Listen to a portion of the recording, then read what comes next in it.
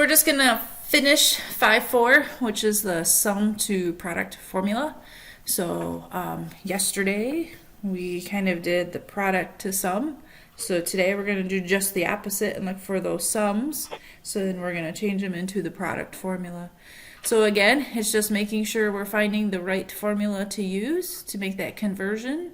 And then biggest thing is knowing if we're doing the sum or difference, or if we're doing like the product of the two angles. So in section 5-4, it's just a matter of making sure you're using the right little formula. So just like all the other formulas, we usually get a whole little slew of them, so we kind of get 4 of them. You might be adding the two sine functions together. You might be subtracting the two sine functions. You might be adding the two cosines, or you might be subtracting the two cosines. But if you notice, we don't have anywhere we're subtracting a sine and a cosine. And if you kind of think of the waves of how sines and cosines are, they're different, right? So it's kind of like having to be able to add or subtract those. Almost think of it as like terms or like graphs. So we know that one of them goes through the origin and one of them would start at an amplitude. And then those are why we can only add or subtract common sines or common cosines. Not too bad. All right. So again, the biggest thing is looking at your problem, whatever problem they give you, and you're trying to figure out which one of these it kind of like fits into, right? Or making sure that it's a sum, right? You're adding or subtracting that sum or that difference to know that you're using the right formula. And I think actually I'm just going to put it right on this sheet. I'm not even going to use a new page, right? So let's try a cosine. I feel like yesterday we did sine, so today we'll do a cosine.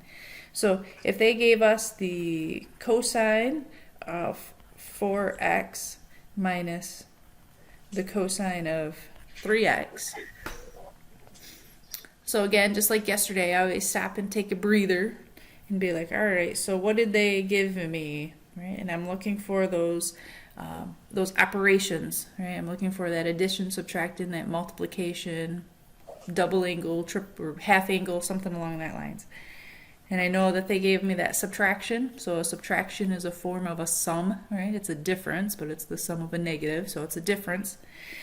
And then it's the two cosines, so I'm going to find that up here, and it's going to be like that very last one. You guys all agree? So that's going to be my -2 sine of alpha plus beta divided by 2 times sine of alpha minus beta divided by 2.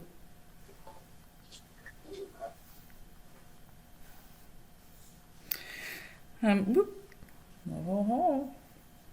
going to carry my -2 down. Sine of alpha. What's my alpha? 4x. Yeah, 4x. Plus my beta. What's my beta? 3x, right? Over 2. And then sine of 4x minus 3x over 2. And then now I'm just going to simplify those fractions. So yeah, my -2 sine of 7x over 2 times the sine of x over 2. I'm just going to look at my fractions to see if I can simplify my fractions. And they're simplified as far as they can go. I can't simplify them down any farther. So guess what? That is as far as we can go. Right? Because we're not solving these yet. We'll be solving Thursday and Friday.